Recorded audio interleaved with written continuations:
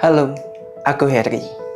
Pernah nggak kalian bangun pagi, natap langit-langit kamar, lalu terjebak di sana karena merasakan beban berat di dada kalian yang bikin kalian enggan untuk bangun pagi?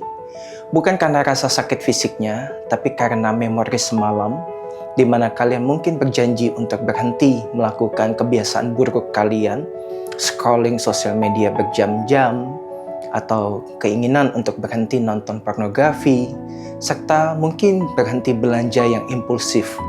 Tapi semalam, kalian melakukannya lagi. Di video sebelumnya, kita bicara soal relapse atau kambuh. Tapi hari ini aku mau bicara soal apa yang terjadi setelahnya. Ada satu perasaan spesifik yang sering kali kita rasakan di momen tersebut. Terasanya kita ini adalah sampah. Rasanya seperti kita ini adalah produk gagal. Kita sering menyebutkan rasa bersalah, tapi sebenarnya itu adalah sesuatu yang jauh lebih beracun.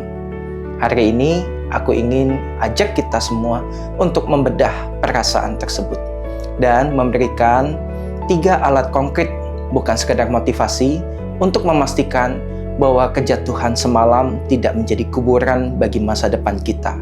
Yang pertama, mari kita membedakan dengan perasaan aku salah dan aku adalah sampah. Mari kita mulai dengan membedah rasa sampah tadi. Dalam psikologi dan konseling Kristen, ada perbedaan yang besar antara guilt, rasa bersalah, dan juga shame, yakni rasa malu.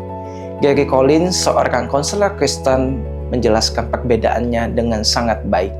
Bayangkan begini, kalian meminjam kemeja kesayangan teman kalian. Lalu karena asik scrolling TikTok atau sosial media yang lain, kalian sampai lupa mematikan setrika yang masih nempel dengan kemeja tersebut. Sampai kemejanya gosong dan hancur.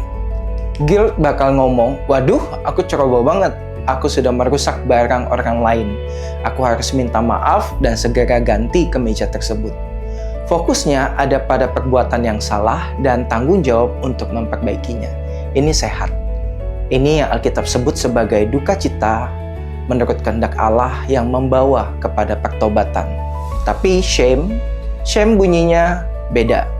Shame bakal berkata, aku memang bodoh, aku nggak bisa dipercaya, temanku pasti benci aku selamanya gara-gara aku merusak kemeja kesayangannya. Aku mending ngumpet aja deh, mending gak usah ketemu deh, mending sembunyi aja. Fokusnya bukan pada kemejanya atau pada masalah yang ditimbulkan, tapi pada diri sendiri yang dianggap rusak total. Kita sering banget terjebak dengan shame ini. Kenapa? Karena di era digital ini, satu kesalahan rasanya akan mendefinisikan seluruh identitas kita. Kita mengenal dengan istilah cancel culture. Bukan cuma ada di sosmed, tapi sering terjadi di dalam kepala kita sendiri. Kita juga sering meng-cancel diri kita sendiri. Inilah kuncinya. Tuhan memang memberikan rasa bersalah kepada kita, tapi rasa bersalah ini adalah guilt, sebagai alarm agar kita kembali kepadanya dan menyelesaikan masalah yang terjadi serta bertanggung jawab atasnya. Tapi, iblis menggunakan rasa malu, yakni shame, agar kita lari dari Tuhan, ngumpet seperti Adam dan Hawa ketika mereka jatuh ke dalam dosa di Taman Eden, bersembunyi dari Tuhan. Jadi, jika hari ini kamu merasa kamu adalah produk gagal, ini bukan suara Tuhan. Ini adalah shame. Validasi perasaanmu, akui bahwa memang kamu sedih dan kecewa, atau mungkin marah, atau emosi-emosi negatif yang lainnya. Tapi tolak label bahwa kamu adalah sampah atau produk gagal.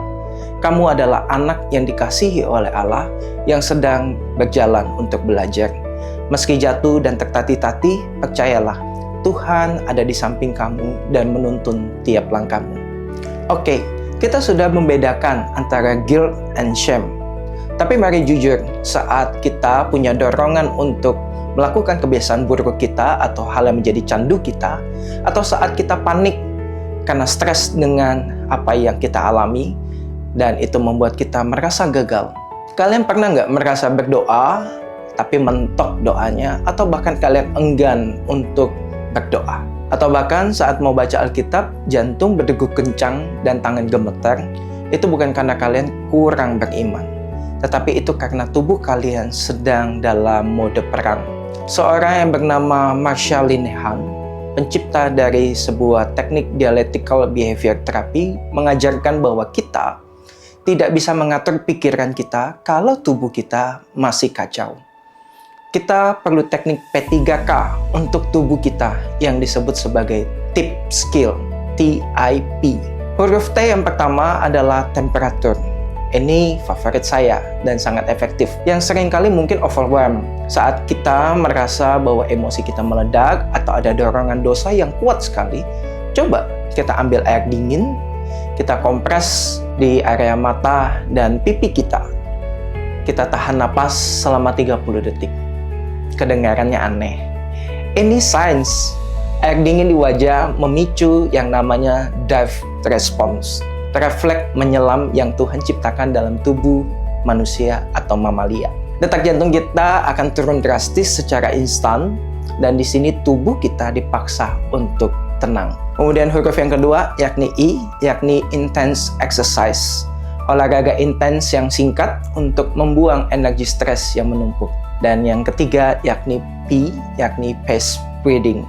Bernapas lambat, inhale masuk 5 detik, exhale keluar 7 detik untuk menenangkan akan sistem saraf kita. Kita manusia adalah embodied soul, jiwa yang memiliki tubuh. Menenangkan tubuh bukan berarti kita kurang beriman, melainkan sebagai bentuk penata layan kita, yakni bait Roh Kudus, agar akal budi kita bisa kembali jernih untuk berdoa. Gunakan ini sebagai P3K rohani, tenangkan tubuh dulu, bagian fisiologisnya dulu. Baru kemudian jiwa kita bisa hening di hadapan Tuhan, yakni spiritual kita, supaya kita lebih peka dan bisa tenang mendengar arahan daripada Tuhan. Setelah tubuh tenang, barulah kita bisa berdoa. Barulah ayat firman Tuhan bisa masuk ke akal budi kita. Ingat, kita ini bukan malaikat tanpa tubuh. Kita adalah manusia daging. Merawat tubuh saat krisis adalah tindakan rohani kita, respon daripada iman kita. Tenangkan tubuh kita, maka jiwa kita pun akan lebih siap mendengar suara Tuhan. Namun tentu saja ini bukan berarti kita menghilangkan kuasa intervensi Allah secara langsung yang menyapa kita dengan anugerah. Tetapi ini adalah sebagai bentuk respon iman kita yang bertanggung jawab dan penuh dengan kesadaran. Sekarang, setelah kita membedakan shame dan guilt, dan kemudian kita juga dapat mengenali tubuh kita dan menenangkannya, apa langkah selanjutnya? Jangan cuma bilang, aku janji nggak akan ngulangi lagi. Itu janji kosong kalau kita nggak pernah tahu apa yang terjadi sebenarnya dengan tubuh kita dan pikiran kita ketika kita jatuh ke dalam dosa. Kita perlu jadi detektif buat diri kita sendiri. Dalam psikologi perilaku ada alat sederhana yang disebut sebagai ABC model. Ini bukan alfabet biasa. Yang pertama adalah antecedent, yakni kita perlu tahu apa yang menjadi pemicu persis sebelum kita jatuh. Apakah karena kita lapar? Apakah karena kita habis dimarahi bos atasan kita atau guru kita? Apakah kita lagi sendirian di kamar jam 2 pagi dan merasakan kesepian? Atau seringkali kita jatuh bukan karena kita ingin berdosa, tapi karena kita ingin lari dari perasaan tidak nyaman itu. Dan cara yang paling mudah, yang paling instan yang kita tahu adalah kebiasaan buruk kita. Selanjutnya B, yakni behavior atau perilaku. Apa yang kita lakukan? Scrolling 3 jam, nonton porno, makan berlebihan, shopping kelewatan, minum minuman keras. Apa yang menjadi buah dari setiap pikiran yang muncul di dalam diri kita? Selanjutnya adalah C, yakni consequence atau akibat. Apa akibat jangka pendeknya? Mungkin rasa lega yang sesaat, tapi apa akibat jangka panjangnya? Bisa jadi rasa malu yang kita bahas di awal tadi. Tugas kita sekarang ini bukanlah cuma menyesali B-nya atau behavior-nya, perilakunya, tetapi juga mengenali A-nya, antecedent-nya, yakni pemicunya. Kalau kita tahu bahwa pemicunya adalah kesepian di malam hari, maka solusinya bukan cuma doa usir setan dan usir roh-roh jahat atau kuasa-kuasa atau pikiran negatif tersebut. Solusinya adalah juga mencari komunitas. Telepon teman yang bisa kamu percaya, atau ubah setting kamar kalian. Buang semua barang-barang yang bisa membawa kamu jatuh ke dalam dosa tersebut. Jadilah detektif yang penuh kasih pada diri sendiri. Jangan menghakimi, jangan terlalu keras, tetapi pelajari polanya dan belajarlah dari sana. Teman-teman, pemulihan itu bukan garis lurus yang naik terus ke atas. Kadang kita bisa jatuh. Tapi ingat konsep video yang sebelumnya, yakni spiral up. Saat kalian jatuh, gunakan 3 alat ini. Lawan shame dengan kebenaran bahwa kalian adalah pribadi yang diampuni Tuhan dan dikasihi Tuhan. Ia sabar dan terus menuntun kita. Tenangkan tubuh kita dengan tips sederhana dari TIP sebelumnya. Dengan air dingin saat kita panik, atau melakukan olahraga rutin buat diri kita. Dan selanjutnya, gunakan ABC untuk mengenali pemicunya agar tidak terulang kembali. Belajar dari pengalaman sebelumnya. Dengan begini, setiap kali kita jatuh ke depan. Kita belajar sesuatu. Dan di dalam anugerah Tuhan, itu namanya progress. Ini bukan tentang perfection, tetapi tentang progression. Kalau kamu mau 1 langkah lebih baik setiap waktu, follow akun ini untuk pulih bersama. Bagikan konten ini jika kamu peduli dengan orang lain, komen agar kita tumbuh bersama, tinggalkan topik yang kamu mau kita bahas bersama. Sampai jumpa di konten berikutnya.